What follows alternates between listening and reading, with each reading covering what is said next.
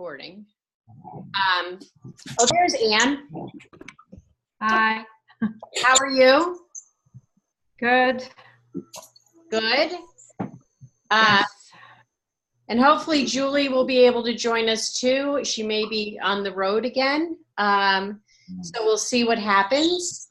But I want to, number one, say thank you for your great feedback on the survey. I really appreciated that.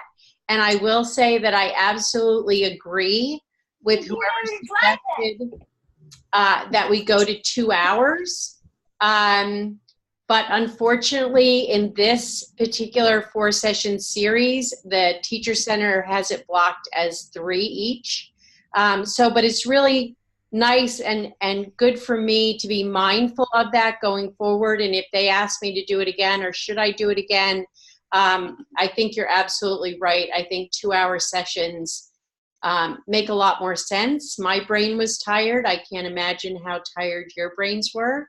And we are coming into it at the end of an already busy teaching. So like I said, thank you. So what I'd like to do is start by revisiting our thinking around student agency. So I put that up on the screen. And what I'd like you to do is look at the architecture, and we talked about this a little bit at the end of the last session, but I would like you to actually put pen to paper and see how might you rewrite one or more of those steps to incorporate and honor student agency. Incorporate what? Student agency. Student? Honor student agency. So how would we, we talked a little bit about the idea that the gray line might actually represent the integration of students and their ownership of their learning. And yet there's nothing that really speaks to that on the architecture. So as you look at the different steps, how might you incorporate language or rewrite the step to include students and their agency in owning their own learning?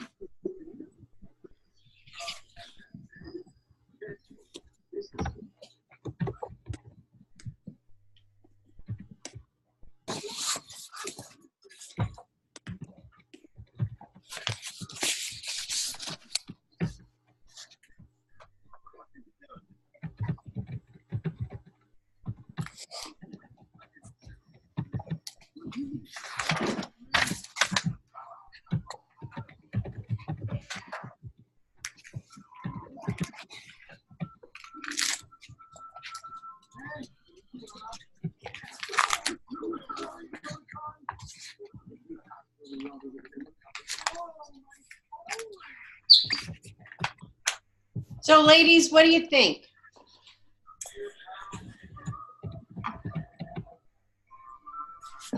I'm thinking number 5. Okay, and what do you have for number 5? Reflect on student learning. Yeah, so how would you rewrite that? I'm thinking that's where it belongs. I'm just trying to figure out how to rewrite it. Well, then why don't we back up for a minute then? If we look at,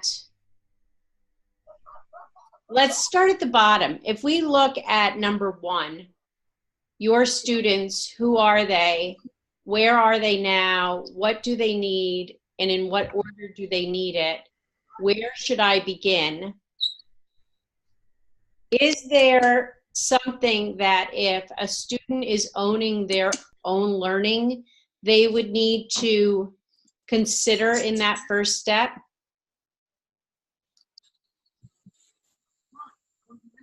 Well, where they are now. So where am I now?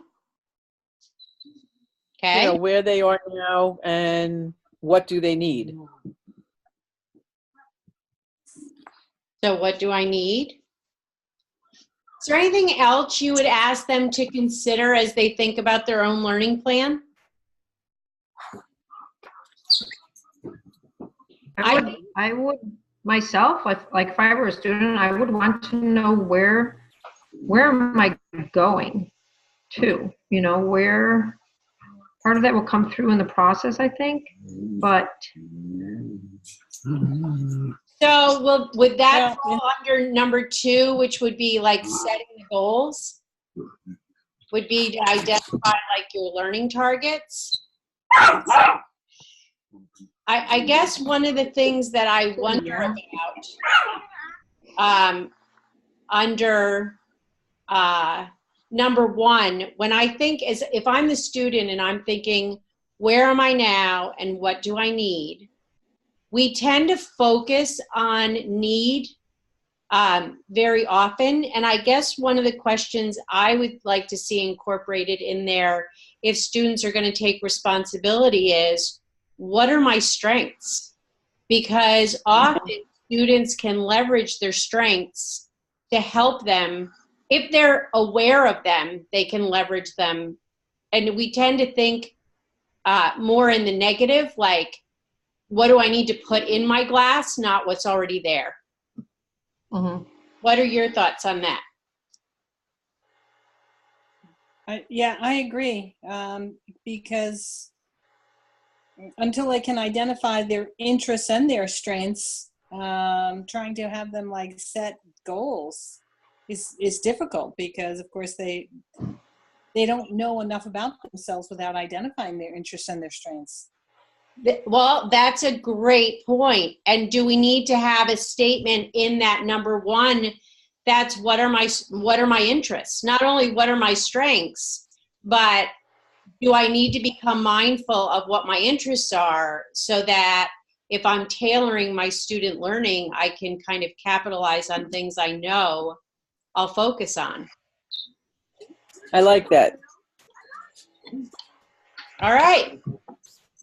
So does that help clarify the thinking about what I mean in terms of rewriting this?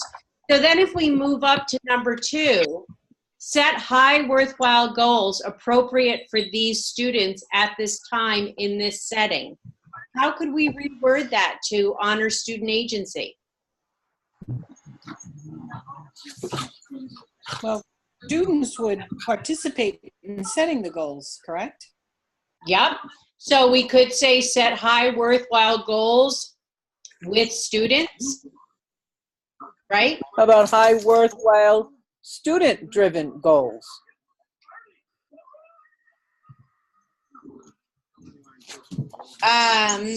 Yep, I like that too. Does that imply though that it's about the students or that their voice is at the table in crafting the goals? I think their voice should be at the table in drafting the goals, Okay. because that would then help them internalize it So or take ownership of it. how about set high worthwhile goals, which include student voice? Okay. That'll work. Okay. All right. What about number 3? Implement instruction designed to attain these goals.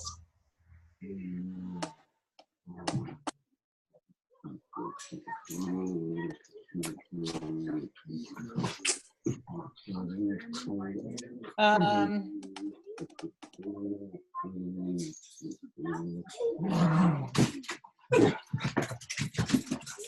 well, this one might be more voice than anything in terms of provide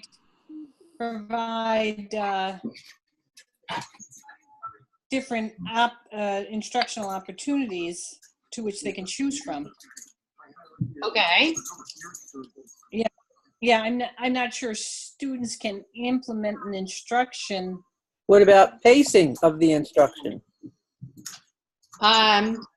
So I think about a tool that I use a lot in facilitating adult learning that I actually used in my classroom as well, which is jigsawing. And that's when you break something apart and like different groups of students may take on the teaching role for their one Right. piece. So I Right. do think that they can participate and contribute to the instruction. I don't think we have to think so traditionally about them being sort of the product of our instruction. How can we engage them in participating in that instruction? So then you would rework, like student would participate in the implementation Sure. of Participate and instruction contribute development? to the implementation or to the instruction. Or to the learning environment?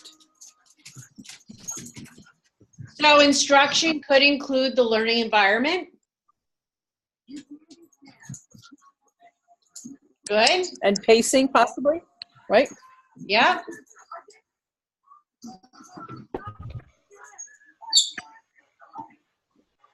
Great.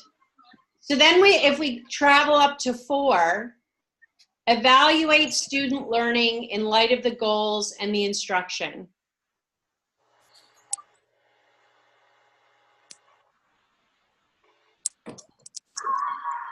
Students can evaluate their learning as well. Sure. So how would I word that? How about student evaluate learning in light of the goals and instruction instead of So evaluate student self-evaluate? learning? Self-evaluate or self-assess? Yeah, They may even develop the evaluation tool. good idea. So a rubric or something that they could set up. Nice. Okay, everybody had their cup of coffee before today's meeting. Perfect. See, you got us thinking from the last one. So now we travel up to 5. Reflect on student learning, the effectiveness and the instructional design, particular concerns and issues. How could we engage students in that? I think their own reflections. So engage they're in evaluating, self-reflection. Yeah, On evaluation results.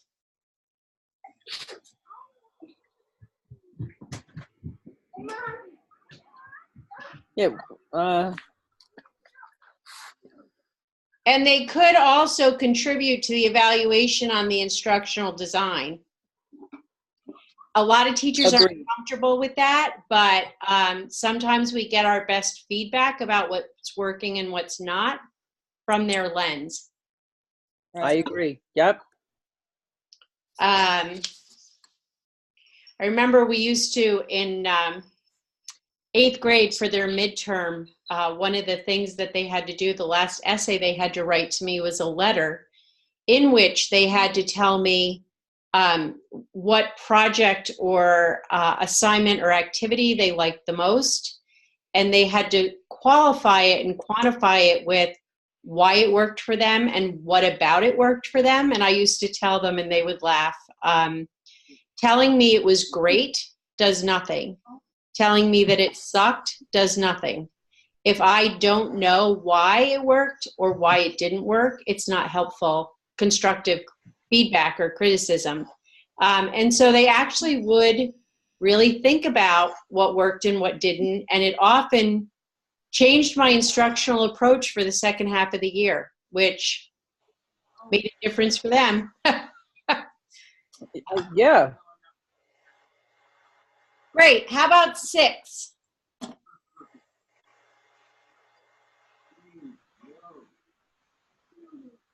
Well, on their reflection, did they attain the goals that they really set out for? And are they ready to move on to the next level or the higher order of thinking? So the students could set new or adjusted, right? Yep. If they didn't totally meet them.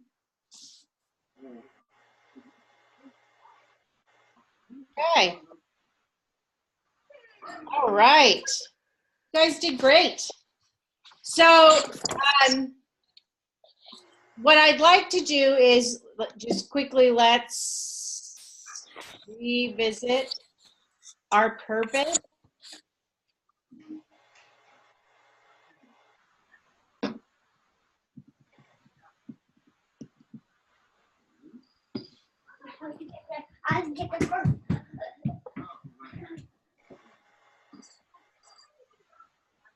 And I have, unfortunately, an old slide here, and so I'm just going to skip over the agenda and tell you that what we're looking at today is we're looking at how plans and activities determine the extent of choice offered to students. So we're going to be looking at student choice, how we can design and incorporate student choice into assignments. We're going to be looking at our current assessments and assignments and the way that we collect and use that assessment data. Hello. Hi. Say hello. Yes, she said hi. Say hello. Say hi. And then you have to go, okay? Because Grandma needs to do this. So say hello. Hello. Hi, Allie. Who are you? The same lady you were talking to last time. Remember? Yeah. Okay, Grandma needs to do this now. Okay, sweetie? Okay, let me know. Let me know you are. I want to talk to her again. Let me know. You can talk to her later, okay? Okay.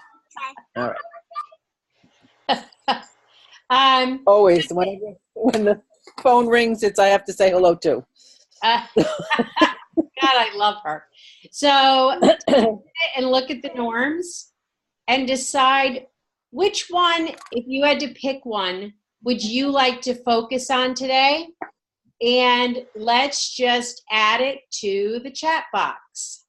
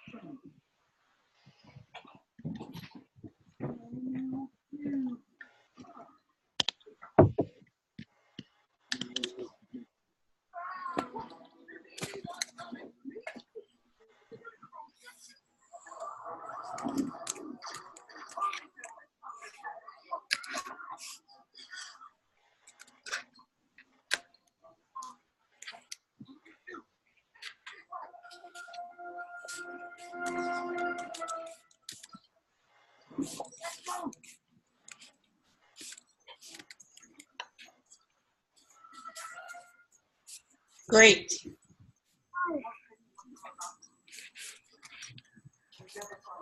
Oops. Where's my other? Okay, I lost my other slide. So before we do that, what I'd like you to do is find one quote in your student agency standards. So I'm going to give you like 10 minutes to spend some time in your student agency standards because I'm sure you didn't have time today. And as you're reading through them, I'd like you to think about the connection that kind of underscores the importance or the impact of knowledge of students and how find a quote in student agency standards that connects and underscores the importance of knowledge of students. So I'm going to put that in the chat box.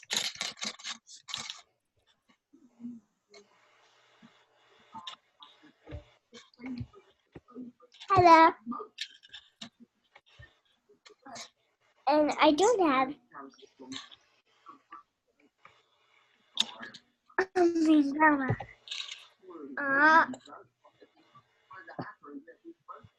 You're funny.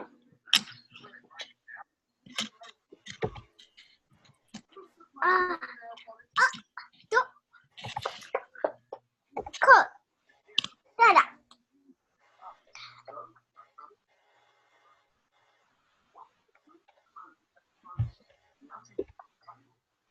Hello? Hello? Hi, how are you? So I'm going to give you a little bit of time to look for a quote. We're not going to do anything with the quote yet, but you might want to underline it or highlight it because we're going to circle back to that at the end. Okay? Okay, enough. Okay. For me, it's hard. Colleen, we're not, no, I think I got it. We're not looking at the assessment. We're looking just at student agency standards, Yes, correct? just the student agency standards. Okay.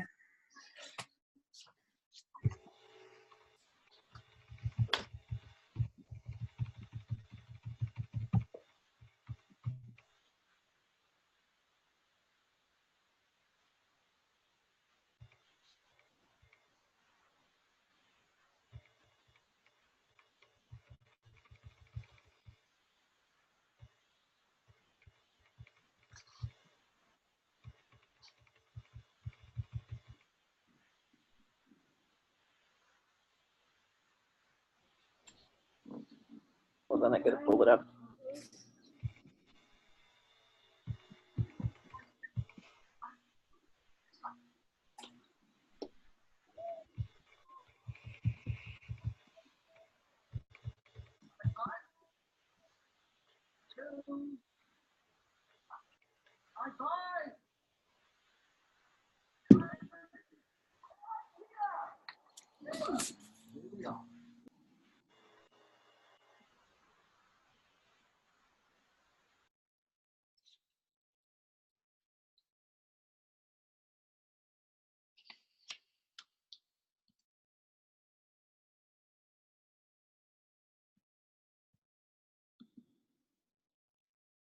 Okay.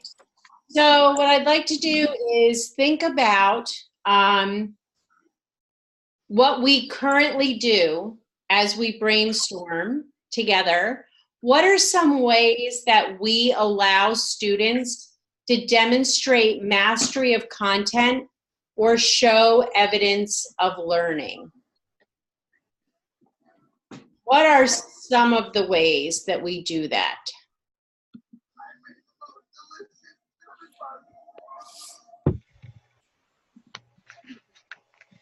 My classes are very project-based. And so many times what I want them to do is through a project demonstrate what their understanding is or what their learning is. Okay. So you use, hang on just a second. Let me see if I can.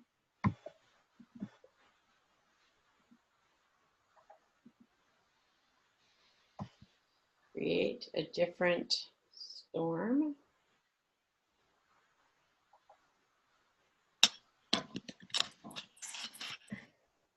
In the class? Okay. So I'm going to share a different screen now because what I'm going to do is I am creating what we call a storm. It's a tool that I use. It's an online basically it's an online post-it notes. So you said you use project-based. Correct. Okay. And I'm sorry, Teresa, could you add a little bit to that in terms of what kinds of projects do you offer to show evidence of learning or mastery of content? Well, many times the students decide on what kind of project.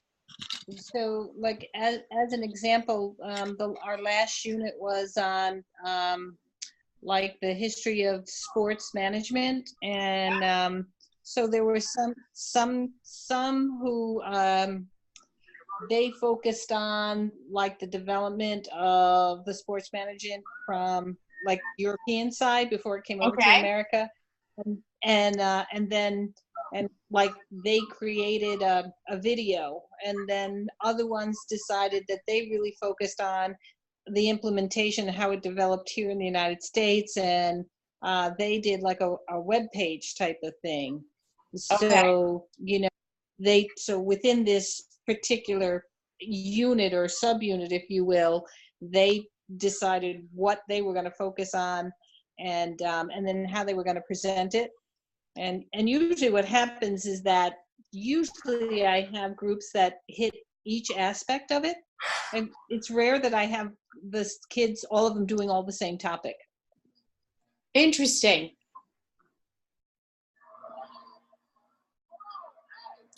We use projects too at times. An example was they created a slide presentation. We just finished studying Greek gods and goddesses. Okay. And there were certain criteria they had to follow, but they were then able to add slides of their own.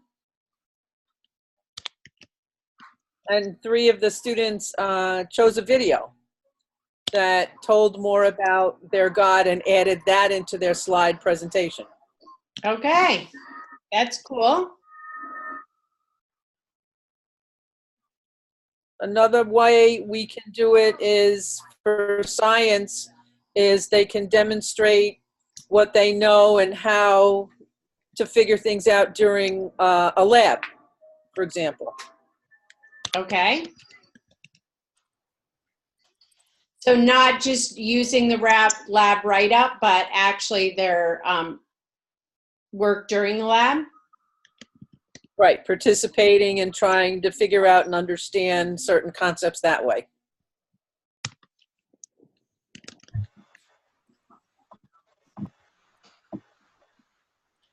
Okay. What else? I can interject here. One of the things that we have to do for my upper level classes is the kids have to obviously learn about different cultures. So initially with the kids, just to get them excited about an upper level class, they pick a city in France to start. They write to the tourism bureau to get pamphlets and what are they called, brochures. So they actually write a letter. We send a letter out so they learn how to address an envelope to a place in France and how the addresses will look different. We wait for those to come back. They generally come back pretty quickly. And then they take that information and they have to put together a PowerPoint presentation about, if you were going to go to France on vacation or go to this city, these are some of the things you could visit, a little bit about the history, this is where it's located, how you would get there from Paris, things like that. And that seems to accomplish several goals. Again, getting them excited about not just conjugating verbs anymore, learning more about some of the smaller places, learning that zip codes are different in the way you address things are different. The fact that you have to address an envelope, which is a kind of a new thing, Right. or a new lost art, I suppose.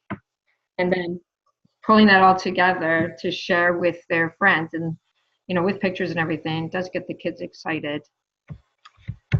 Excellent. So we have projects, we have videos, we have creating web pages. How else? I mean, there are some traditional ways that we assess Sure. learning. What might Quizzes, some of- tests, homework. Pardon? Quizzes, tests, Quizzes, homework. yes. Homework. Tests, homework, compositions.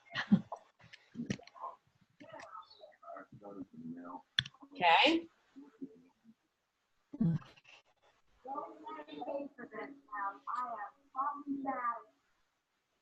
Do your students and take the IB exam or Regents exams or AP? They take the IB exam. Well, they don't all. The option is there for them.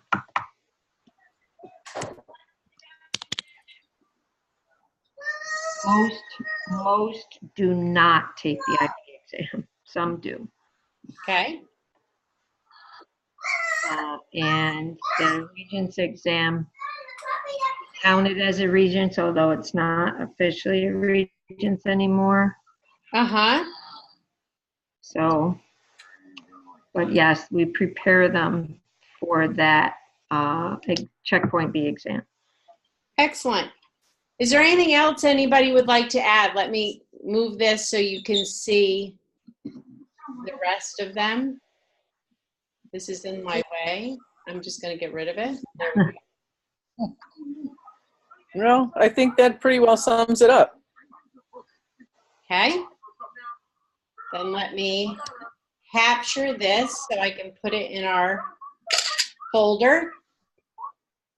And go back to my other screen.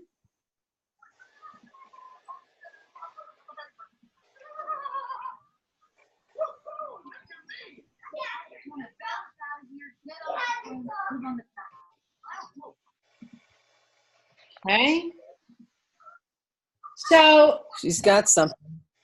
now as you think about it, in the chat box, whoops, I did it again. Shoot. Sorry.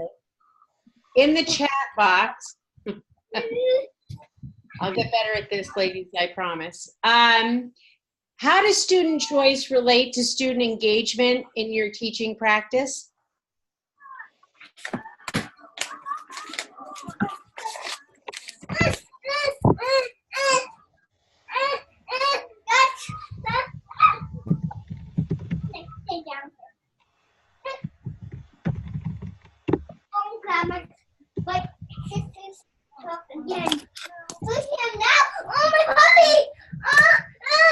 Take it away from her, please.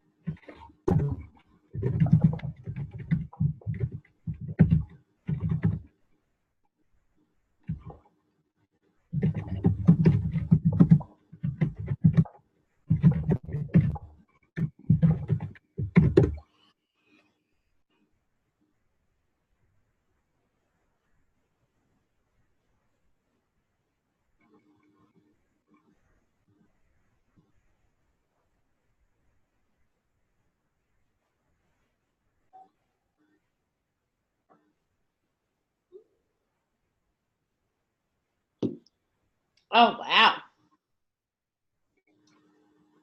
Um,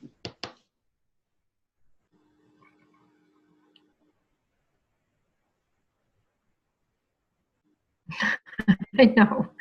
I know. I'm struggling with that.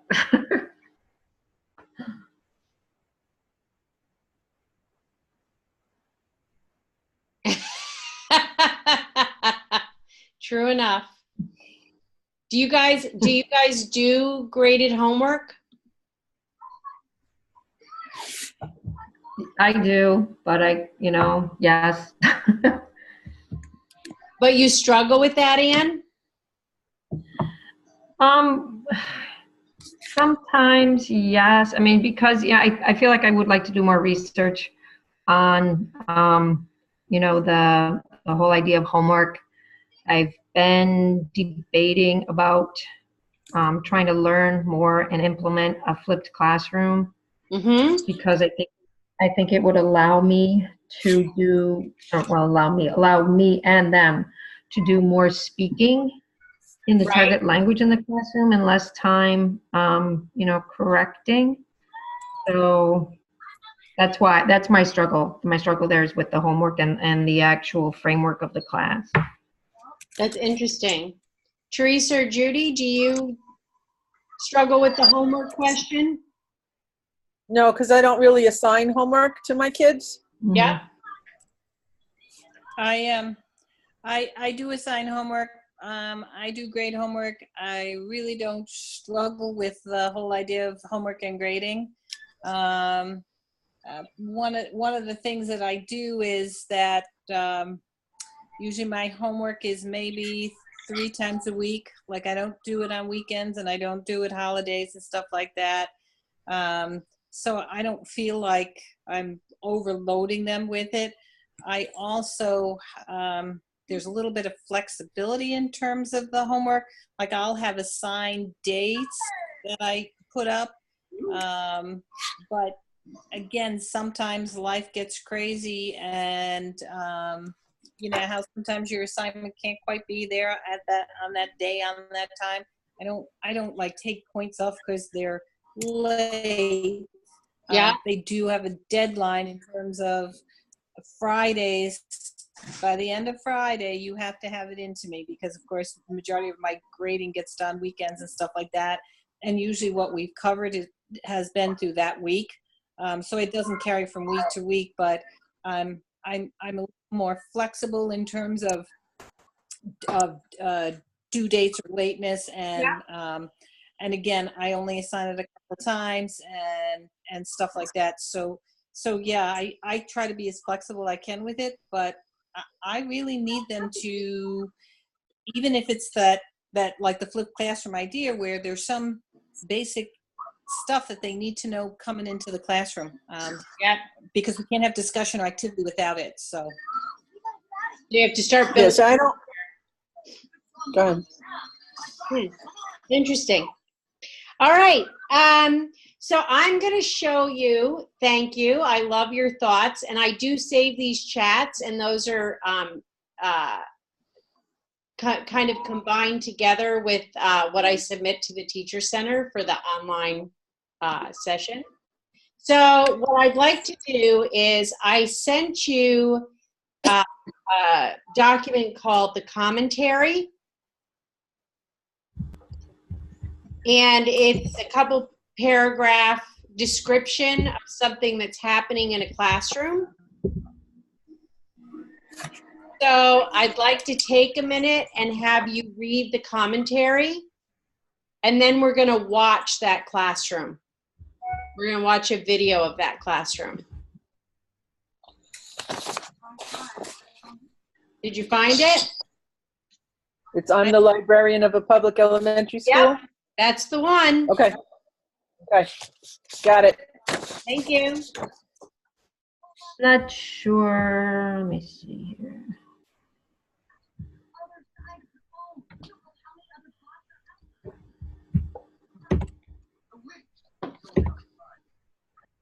Okay. Did you find it? I did. Oh, great. All right, so I muted everybody and I'm going to give you about 5 minutes and I'll check back in.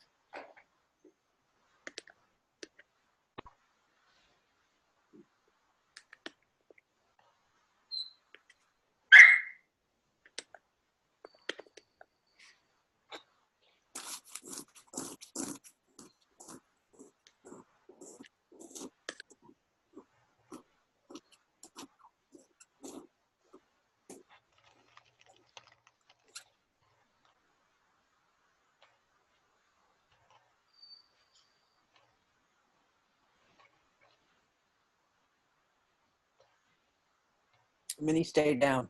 Minnie.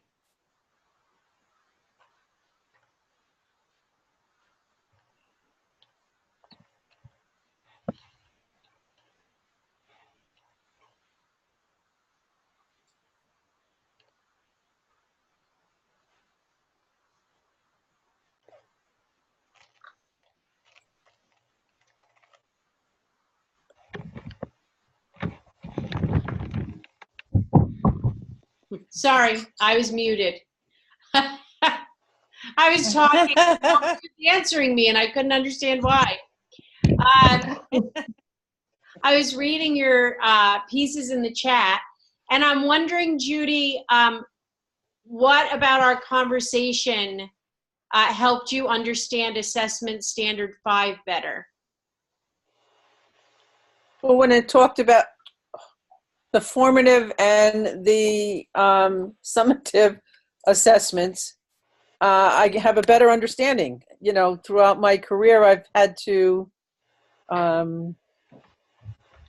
being a special educator, working in regular ed and special ed, you know, I've had to adjust a lot of things. Mm-hmm. So it just kind of hit me that, yeah, this is really what we do. Excellent. And Anne, do you want to talk about your quote that you picked? Yeah, let me finish my cracker. Sure. We all need snacks. I'm sorry, it's one of those days for sure. I guess initially when I was reading, again, because I'm a French teacher and I do teach IB, I was looking at the quote, you know, that student created evaluations. And I was thinking, well, that's wonderful, but at the end of the day, they have to work within the framework of the IB rubric. And so that's the rubric that I need to focus on, that they need to focus on. But then I was thinking about it and Get the dog down. I need you down. not to be so jaded. Watch her. And I thought, well, actually, you know what, if we were to take one aspect of the rubric and have them focus on that one aspect for whatever amount of time or for whatever assignment, that might actually work, that might be for example, if we're saying, if they create a rubric, upper level grammatical structures, having them define and recognize what it is so that when they actually do at the end on their summative assessment, when they know they're going to be graded on that, they truly have an understanding of what it looks like, what it is that they've got, and they're using it. Because even though I tell them a lot, for some of them, they're still like they're not quite sure exactly what we're looking for or what IB is looking for. So I guess as you're talking, I'm kind of having an aha moment too, which I see you had in in the chat box. Mhm. I think it's hysterical. Thank you. Thank you for sharing that. Anytime. Is I'm wondering if you gave them the IB rubric at the beginning of the year and actually had them help you scaffold that rubric. So what if they like unpack the skills in the rubric and said, by October, we need to be at this level. If we're going to get to this level by the end of the year, then by October, we need to be here. And by December, we need to be here. And by January, we need to be here. And so they could actually create, and I don't know if this would work or not, I'm just kind of brainstorming. They could actually create a set of rubrics that would almost like nesting dolls would scaffold to the larger rubric that they don't create. Right. No, it's true. So Teresa, who's the list of stakeholders? Yeah.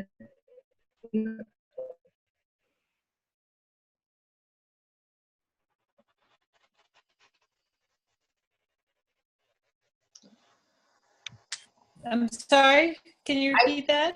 Yeah, was I all garbly? I just took my video off again because it's being wise. You put in the chat box, this is a list of stakeholders. Hello? Yeah, can you hear me? Can't hear anything. Can you hear me? Can you hear me? Now I can. Okay. So your comment in the chat box, I'm just curious about the list of stakeholders. And I love the fact that you noticed that they didn't mention students, but I'm wondering who the other stakeholders are that they call out. I put it up right above it. They engage in advisory boards, educational and professional colleagues, and post-secondary college and business partners. Those are the stakeholders, but I'm like, yeah, I'm not sure. Well, the stakeholders would have to be the students, right? I mean, or the teacher. Let's see. Well, so in CTE, you're CTE, right? Your career and technical? Yeah, page 8. Yep, yeah, page.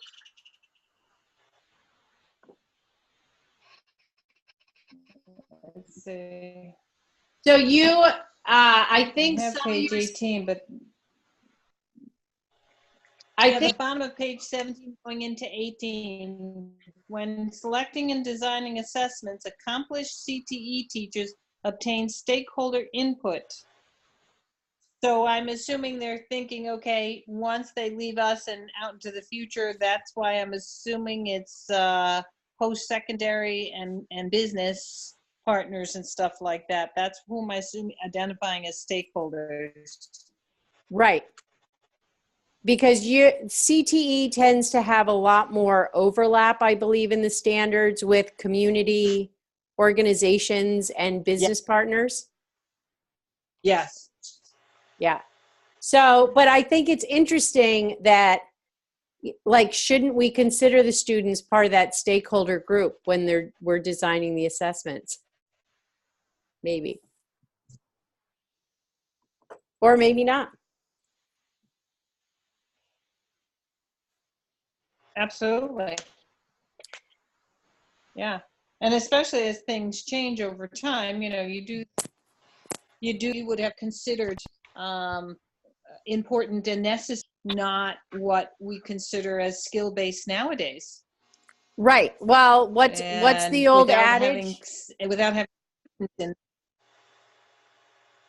What's the quote? We're currently preparing students that when they graduate for jobs that haven't been created yet. right. So yeah, I would think that you might want to have some of their input. So the other article that I sent you was called 40 Alternative Assessment Ideas. Right? Or 40 alternative assessment ideas for learning. As you scan through those, what are some of those that fit with your formative assessments, or what's some of the ones that might challenge your thinking or your current practice?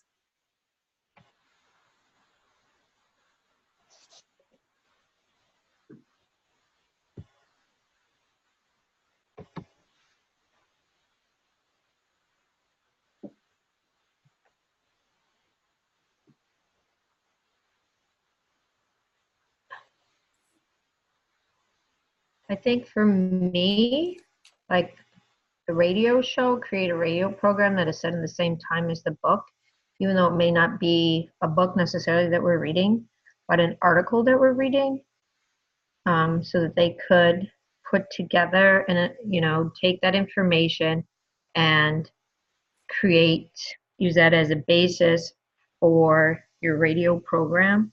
So taking information, Would they have to record their broadcast in French? Yes, actually, yes, they would. Yeah. That would be cool. Yes. I mean, that's because that actually is one of the things that they have to do for IB, although it's not an oral piece, but, or had to do up until this year. They had to read 3 texts and then take that information and put it into some other format, whether it would be like a school newspaper article or a diary entry or whatever, but they have to show evidence that they understood the original text. So this would be, for us, for IB, an ideal thing to do. Excellent. Judy or Teresa? Yeah, this is Teresa.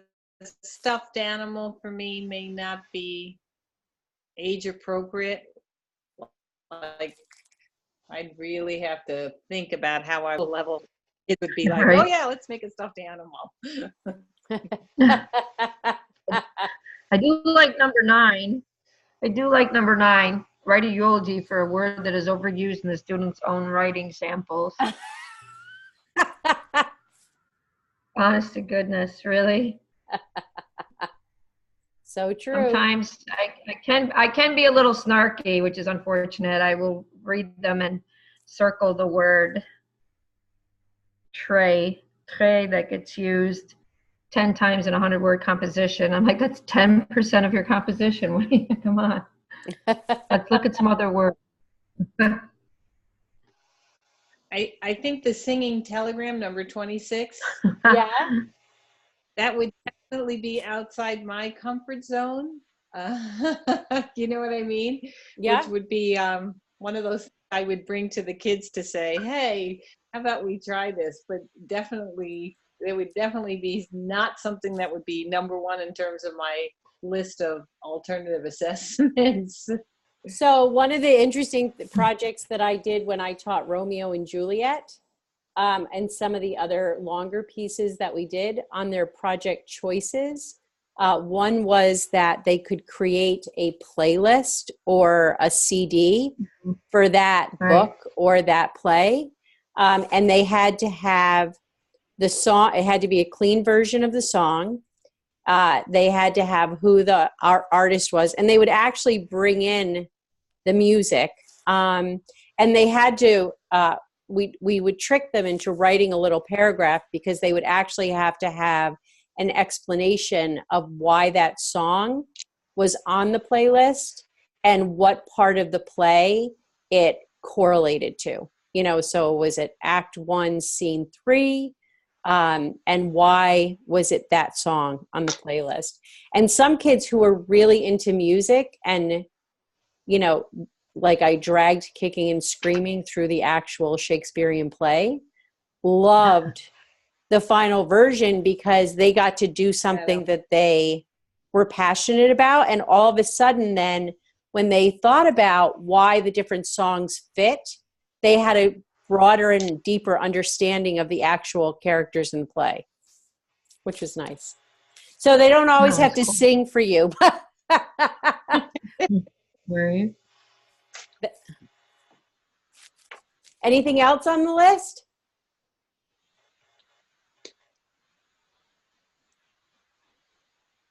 One of the things that a colleague of mine does, which is kind of cool, which is perhaps relates to 35.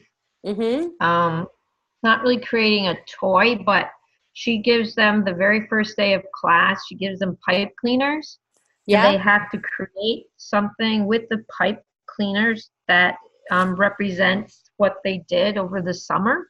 That's and then they have cool. to talk about that in Spanish.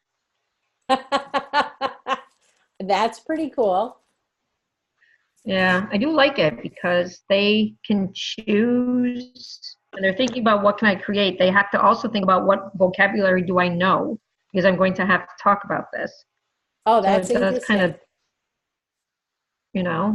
hey, they may have gone to, wherever, but if they don't know how to say it, they have to pick another thing to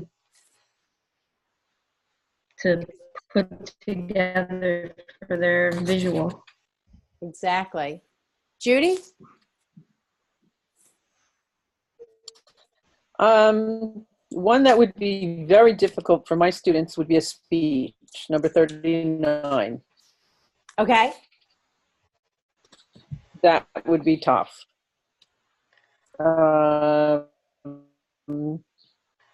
Is it the memerization piece or the? So the whole bit, especially for the self-contained kids, I have, there's a lot of different things that I have used over the past year, depending on pretty much the ability and the assignment that I've had, because it's changed a lot over the years. We've done wanted posters, business cards, bookmarks. The newscast we were actually trying, with the kids had to write, we studied a thing in science on weather. And they had to pretend that they were a weatherman. That's cute.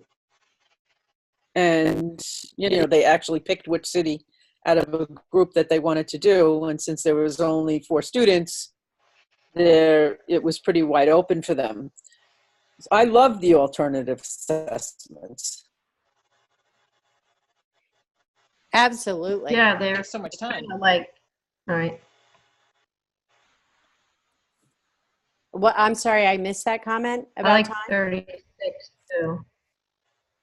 I said it's the rubrics that require so much time to Right. create. I will put something out there to kind of challenge you to think about how you create rubrics. So one of the things that I had in the past used successfully is designing a rubric that would meet multiple project choices. So looking at what I want them to be able to show of their content knowledge or mastery of what we were doing, and then putting together a rubric that was broad enough, specific enough to give them direction, but broad enough that if a student at the end of the book chose to create a board game, it could be measured on the same rubric as if they chose to create a comic book. So not binding your thinking to like projects have to be graded on a like rubric, but can the rubric measure what you're looking to measure, even though it may be presented differently? Yeah, I think that's a good way to approach it,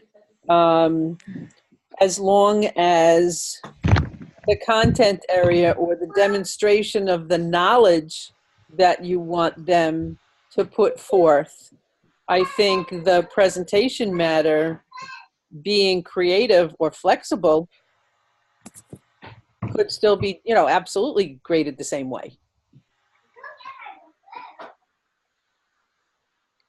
Yeah, absolutely. So if we look at step 4 in the architecture, how does this article, this 40 alternative ideas, tie into step 4? What are your thoughts on that? Well, we added the self-evaluate Yeah. to it, and that should be part of the rubric also. Did they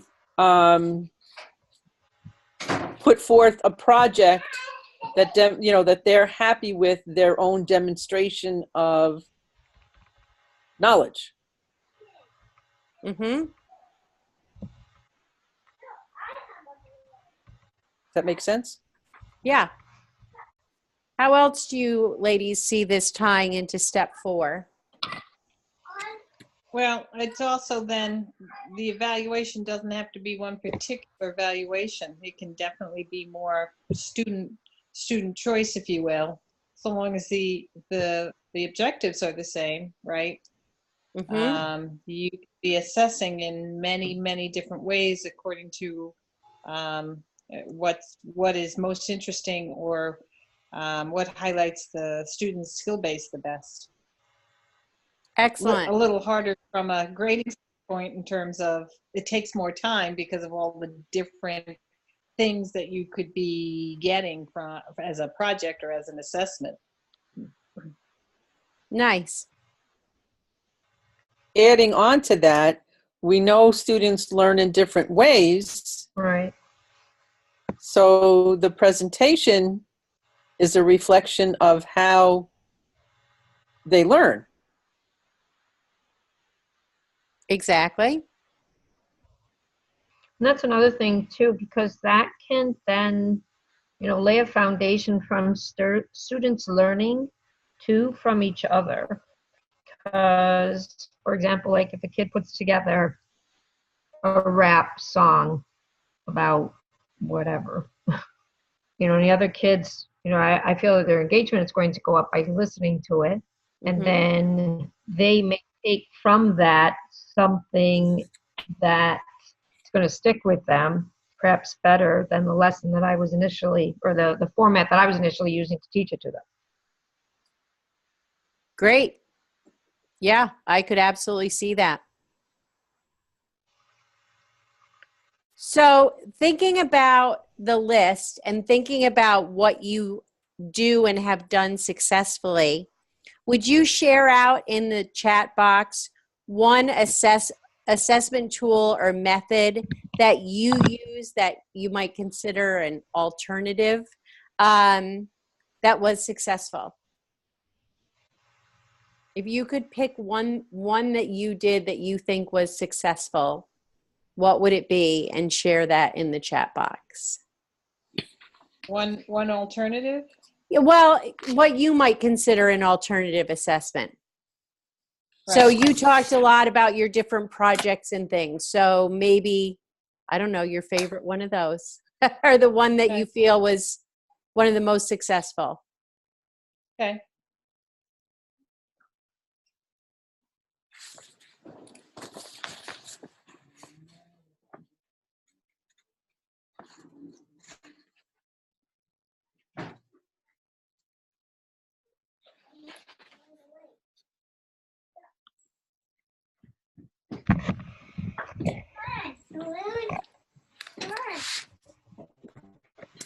Come on, balloon.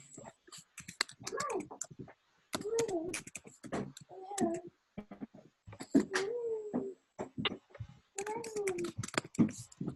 balloons.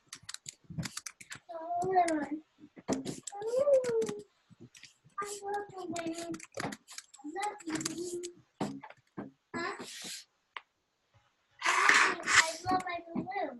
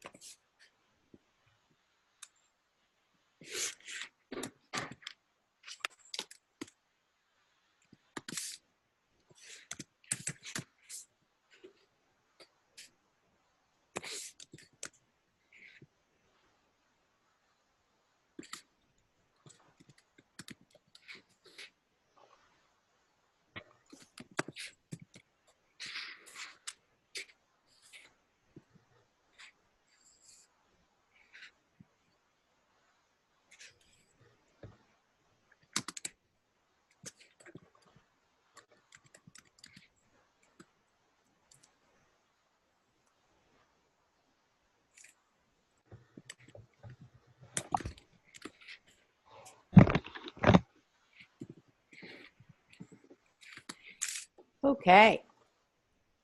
Everybody's been, wow, typing lots and lots. Awesome. Mom,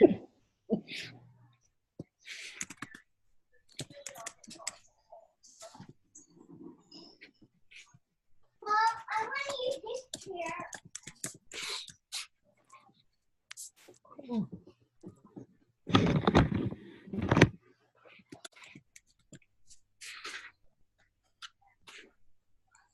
Wow, that sounds like a really exciting event, Teresa.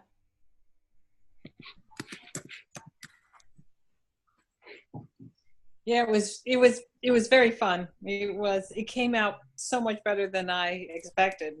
part of my worry was that I thought the kids would get so far and then like say, "Oh, forget it, this is too much work." But they were so excited, and then they got friends to help, and yeah, it was a whole lot of work, but a whole lot of fun.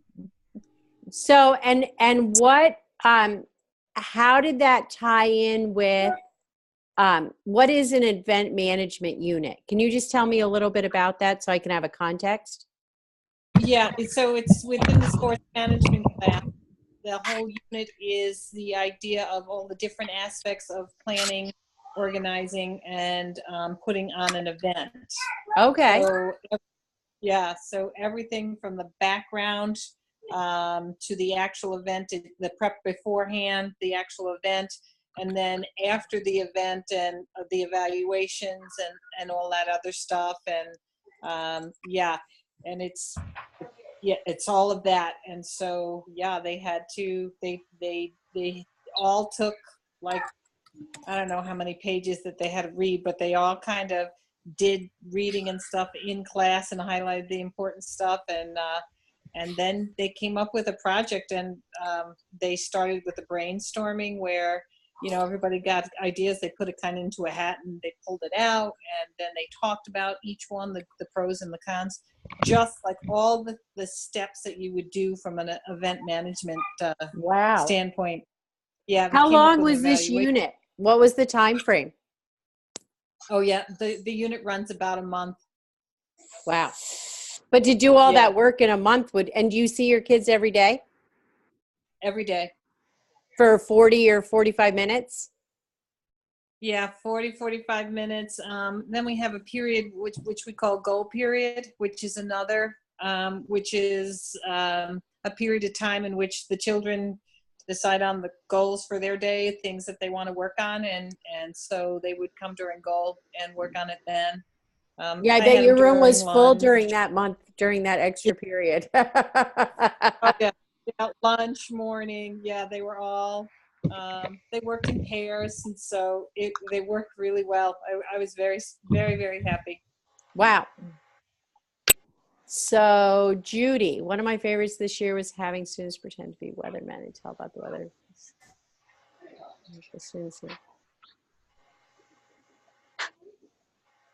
I hope they got it more right than my local weatherman, because my local weatherman is off, and you could be better if you just looked out the window. Yeah, well, we kind of threw that one in too. That's a job you can have and be wrong all the time and still have a job. That's such a good point. What do you aspire to be? I want to be a weatherman because then I can get wrong and keep my job. Keep my job. That's right. They really enjoyed it. A student really surprised me in this one. He tends to be a little bit lower functioning than some of the other students in the class, and doing the weather models and drawing all of that, and he really got into it. So that's why I kind of ran around and said, okay, well, let's try this. And they got into it. They really did it. They enjoyed it. Nice. Excellent. Well, that is very exciting. All right, so I want you to think about a unit, and I know we're getting towards the end of the year, and probably poor Anne has her IB testing coming up. I know AP testing is this month. And then, of course, we have Regents in June. But thinking about something you're going to do between now and then, and if you're not, if you're doing, if you're getting ready for the exams and whatever, you could think about something that you start at the beginning of the year. Either, we can either work together. I can put you in two together in one room, and I can work with somebody in another room. But I'd like you, or you can work alone, but I'd like you to think about, after all the reading today about assessment and student choice and the variety of learning styles, and is there something that you would aspire to do, or a way that you could tweak an upcoming unit or assignment or assessment to incorporate some of this broader thinking?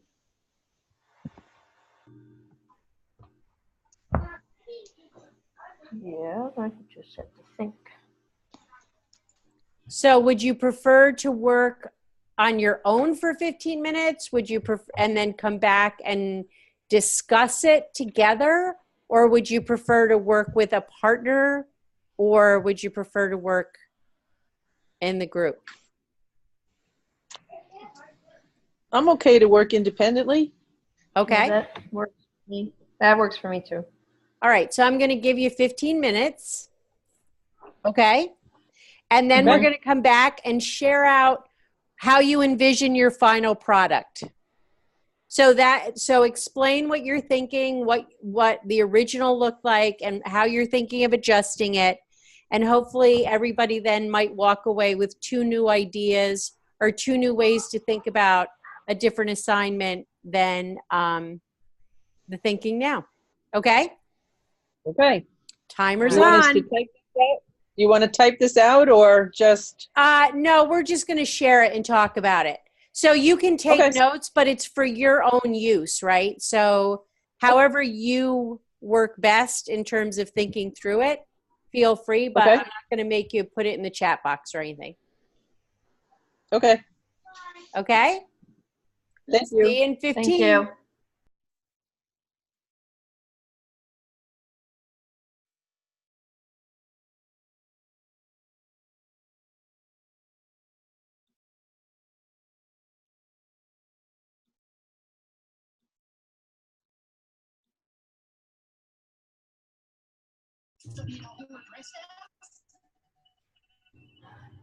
I wish I knew. He sure sounds like a good friend.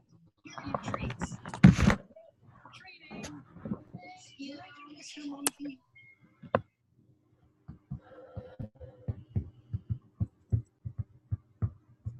Treaters. Bless you.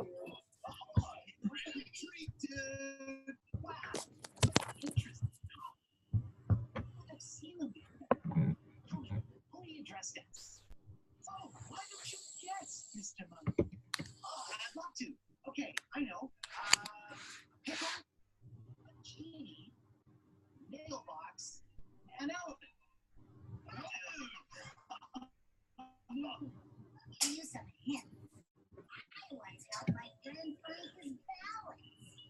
I helped fix my friend's fancy hair without even touching her hair. I helped my friend stay at one place. I helped my friend exercise all year round. It literally blew his mind.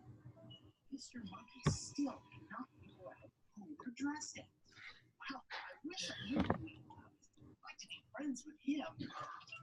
Here's your treat. Catch you later. I thought for sure he'd guess. Okay. We're back. And we're back. So who would like to share out first? Tell us a little bit about okay, tell us a little bit about the project or assignment or assessment you're thinking about and how your thinking has been broadened, adjusted, what you're thinking about doing to that assignment or unit or assessment based on today's conversations. Go ahead. Okay. The state has changed how our last days of school go. So we have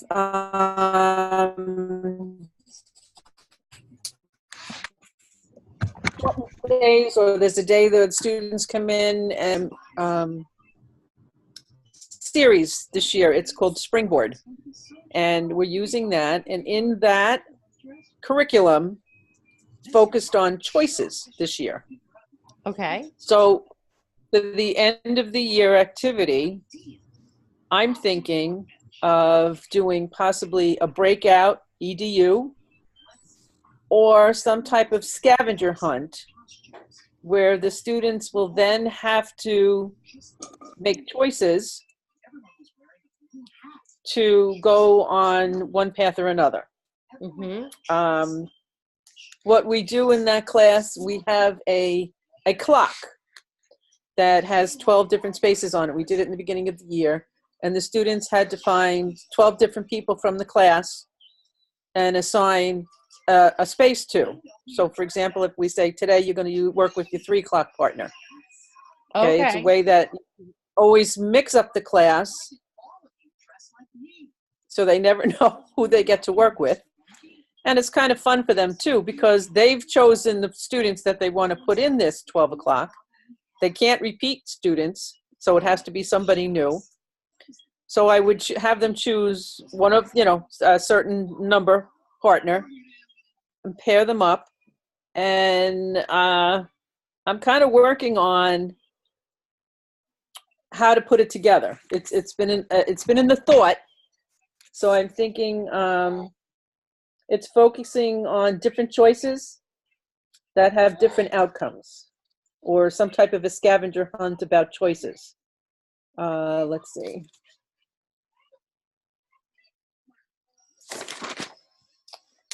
With the partner, they will be given the choices guided by the literature topics covered this year from the book. Example, realistic fiction, poetry, fantasy. Following a path of their choice, they will complete something, whether it's a game board or the end product of creation of something that they learned, either a poem, an illustration, short story, collage, skit, something fun. So they'll be creating it. They'll be creating it. They'll have a choice on which ways to go. Materials will be there for them. It's in the thought process. So Yeah. if I'm making sense or I'm not making sense, please, just trying to use the literature in a different way. Right. Because it was unit study, like we're finishing up poetry now. So using poems from the book with other poems, they can choose what types of poems possibly they could use, and then do something with poetry, or do something with realistic type of fiction, or a novel, or something that we've done. Interesting. That's my thought. Great. And how did our conversations today help your thinking? Using that scaffolding, or the thingy, what did we call it? The helix? The helix, yeah. Okay. And the alternate assessments. I mean, having the students evaluate, having the students choose their path. Right. Excellent. The learning environment, the pacing of how they're going to go through this. Yeah, Great. what are my strengths? The whole thing, basically. Nice. Anne? Thank you, Judy. So I'm trying to decide if I would do this year after the IB exam. I have to look at timing. I may not have enough time. So it may be next year when I'm going to transition next year to one level down for my juniors. In any case, what I was looking at was where they had said about the diary entry of the famous person. But I thought rather than necessarily just a diary, Mom, are they done? I could have them pick, a historical figure, but they could make either like a video or a rap song or a storyboard, or maybe even do like a 2020 interview, except it would be 2020.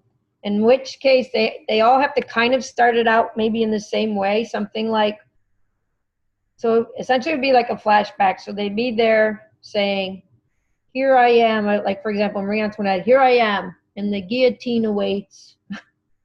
How did this come to pass? And then they would have to discuss then, or do their rap, or do their storyboard, or their 2020 interview, whatever, issues of the day, the motivations that they had, like who were their enemies, who were their allies, Kind of cool. why were they aligned that way, just to get them thinking about the actual person and and to give them to tap into their own strengths, their own interests. I have some students this year who are extremely artistic, and I have some who are extremely musical. So I don't know if I got to look at this now. Now I have to look at the schedule and see if I'd be able to fit it in for them without stressing them at the end of the year. So we shall Great. see. Well, and there might be a way, as you look at it, there may be a way that you could incorporate choice into if there's based on timing. So if there's Right. 6 topics that you want, like who their enemies were and what the political situation was or the social situation. If you have 6 topics, you might ask them to pick 4 if you don't have enough time. Right. Or Right, exactly. you might let them work in a team, and then they could pick, Right, right, I right. could do 3 and you could do 3. So that Right. might speed it up. But they'd Mhm. still get to do that kind of really fun, in-depth dive. Right. Yeah, I am trying to think of something because they did ask, because yesterday was college decision day. So they were like, hey, we're good for the year. I'm like, no, we're not. No, we're not. Did they Gotta get keep in where going. they wanted to go? They asked me about senioritis, and I said it's too early. Yeah, tell them that their colleges could always renege on the offers if they bomb the rest of senior. Yeah, I know. Yes, definitely. When I told him too that, it's at the end of the day, you're the one more than anybody who's going to be looking at your own report card 20 years from now, 30 years from now. Trust me, you don't want to get that D that last quarter. It'll bother you for the rest of your life. Exactly. Okay, so Teresa. Thank you, Ann. Well, My thought processes have been circling around my sports management class. There is a section in the sports management class where we go through, or we identify all the different possible career paths, to which there are many, many, many. And part of that is because most of them who come in are their initial thought is, okay, they want to be like a coach, or they want to be an athletic director, and that's it. Like, they don't realize that there's so many more options out there. And so the unit being what it is, it's kind of dry, because it's like, all right, these are the different career opportunities, and you read about the career opportunities.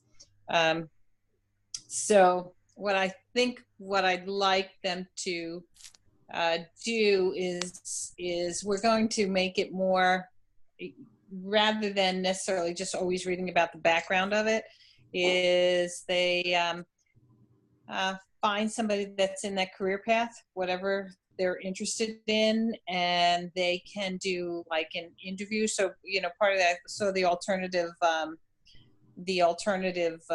possibilities, and one was like a broadcasting thing. So let's say that they pretended like this was a 60 Minutes, and you're interviewing this person as a famous person, and you highlight all their, what the job does and stuff like that. Or they may choose to do where they are like a reunion 20 years down the line, and you're introducing somebody in, Right. and it's yourself actually, but it's 20 years down the line, and you're highlighting all the things that you have done based on this particular career path, just to make it a little more interesting and stuff like that, other than here's the different career paths and let's read about them. And so haven't worked out all of it in my head, but I think that would be a much better way of presenting this unit than currently. Unfortunately, what happens is that's one of those units that when time gets short, that Yep. okay, we'll kind of fit it in with whatever time is left. And I think I really need to make it more of a priority over Right. some of the others, because most of them are going to probably head in this field somewhere or other. is there any kind of web quest? Have you searched at all for a web quest that might explore different sports related careers? Because sometimes I used to, when they didn't know what they didn't know, I'd start with something like that so they could Yeah. spend a little time kind of exploring in a guided but not really heavily structured way. And then they had more information to make choices about. I haven't spent an excessive amount of time yet in terms of this particular unit because, like I said, it was all right. Basic priorities. Right.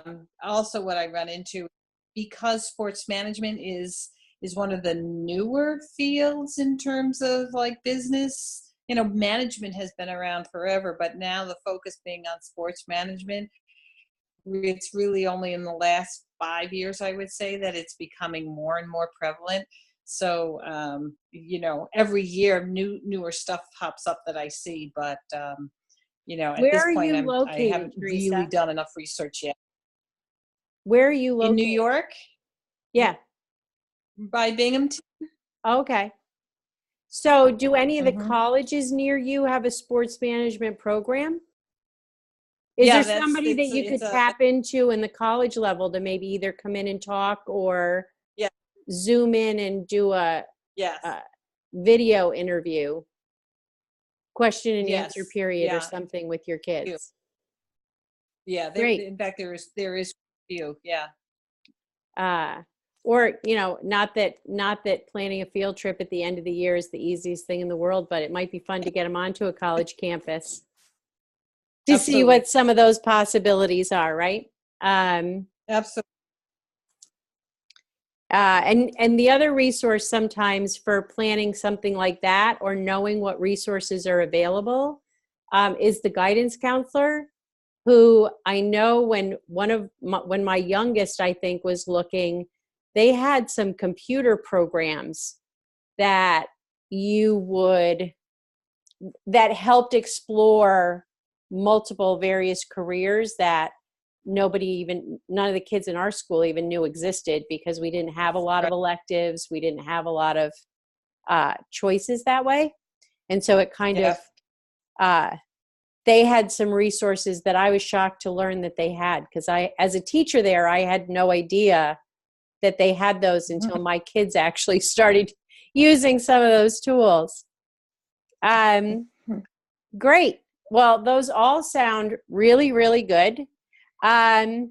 So circling back to kind of where we started tonight with that student agency standards, and you found a quote in your standards that connected and underscored the impact of student choice. Could you share that quote out in the chat box?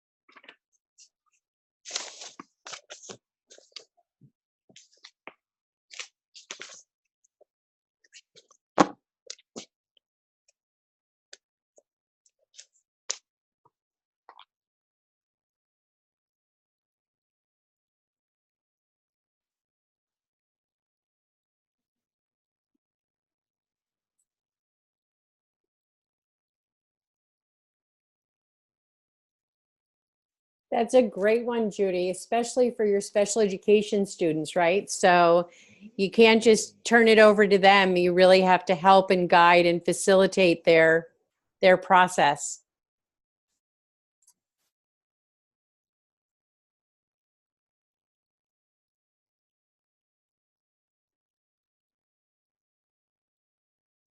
Nice. I like, Teresa, that it implies that not only the teacher, but the students act decisively to improve the learning outcomes. I agree. How are you making out, Anne?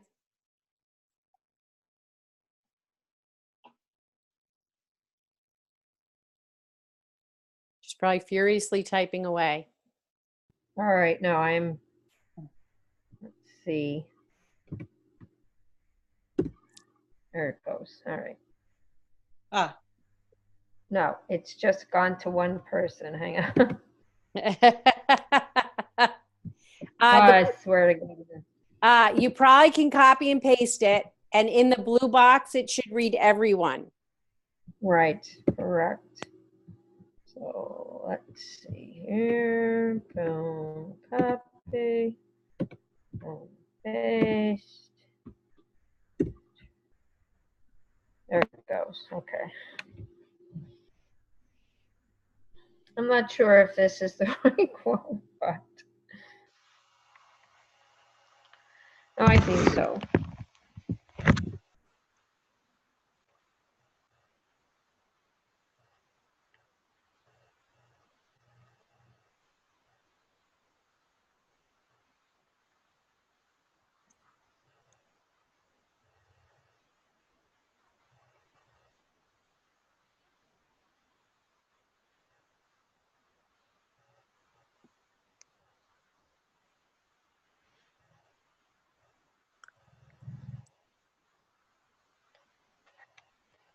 Nice.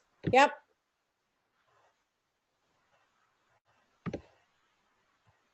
Good. All right. So our last activity tonight is totally in honor of Anne. Are you ready, Anne? Sure. I had to circle back.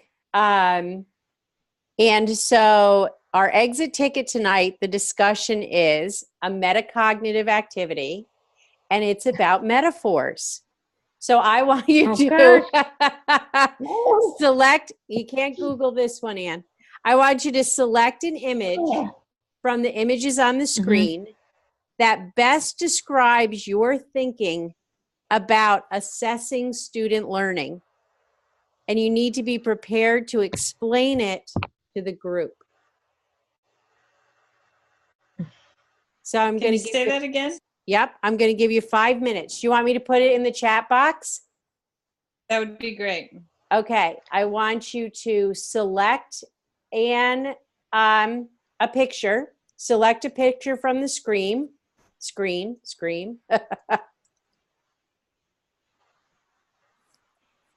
And that best describes your thinking about assessing student learning and be prepared to explain the metaphor to the group. The good news is I'm giving you all the metaphors today, Anne. Thank You you. just have to pick one. Okay, so it's in the chat. And I am going to give you 5 minutes. Okay? Okay.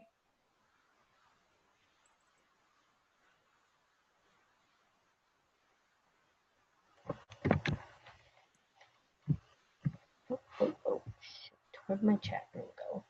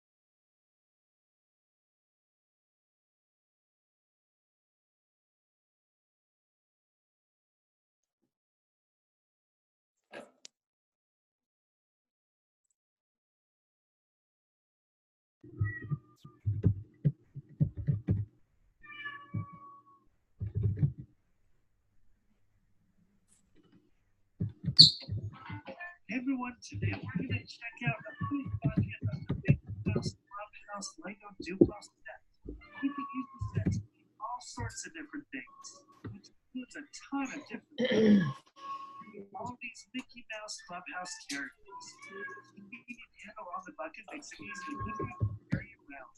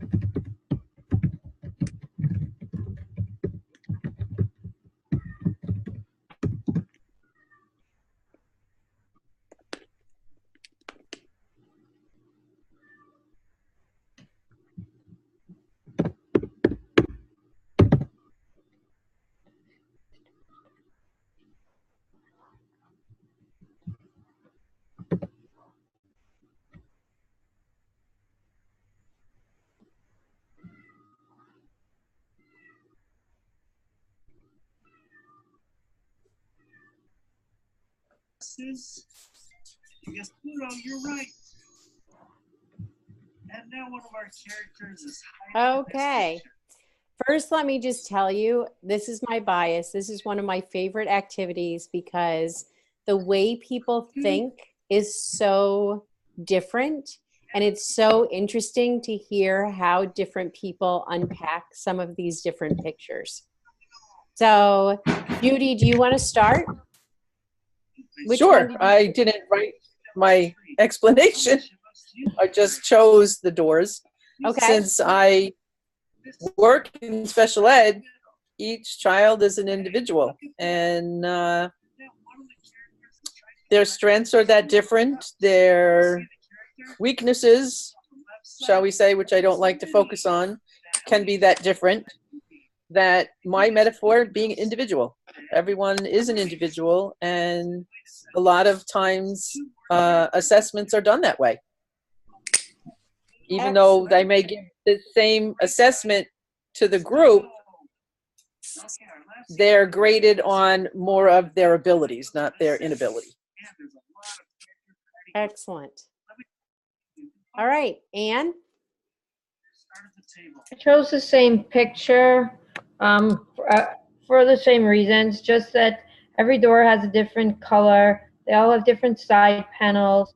They all have Palladian windows they all have those Palladian windows, but within the window itself, there are different designs.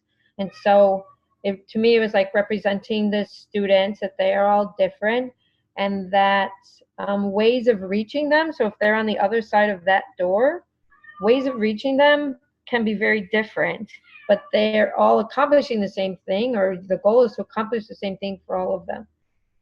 To, open the door, let them bring in some knowledge, bring in some like understanding of lightness or something. And my cat is meowing like crazy. So that's kind of where I was going with that. Excellent. Teresa? I picked the football huddle because, first of all, I always think of my classes. I think of us always as a team. We're all trying to get to that end goal, and I might be the quarterback, but without assessing my players and stuff like that, and the members, where they are, what they know, and stuff like that, we can't get down the field. So I thought that was a great metaphor in terms of in terms of assessment, that I need to be gauging play by play where we are, what we know, and what do we got to do to get to the next goal line. Excellent. Well, again, I enjoyed that very much. Like I said, I love to see how you're thinking. And today,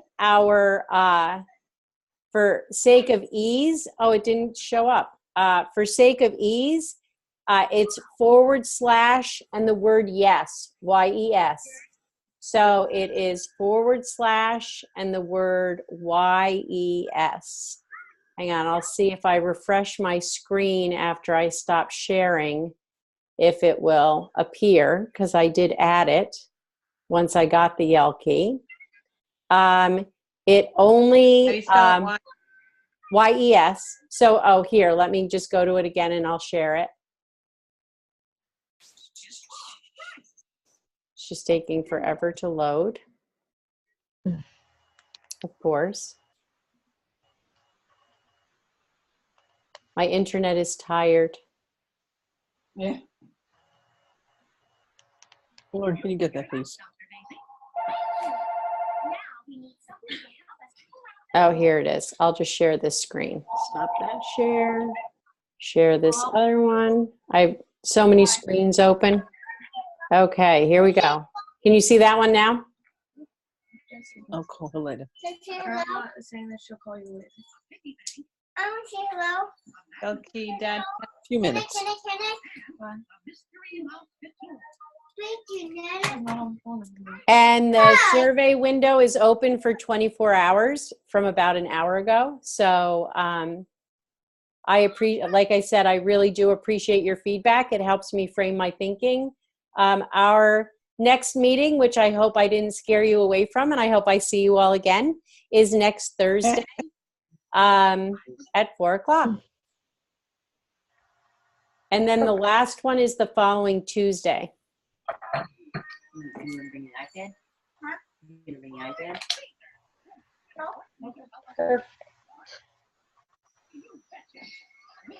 All right, so next week it's Thursday, right? Yes, not on Tuesday, it's Thursday. And then the following Okay. week it's Tuesday. So Okay. the last dates are, let me go down to,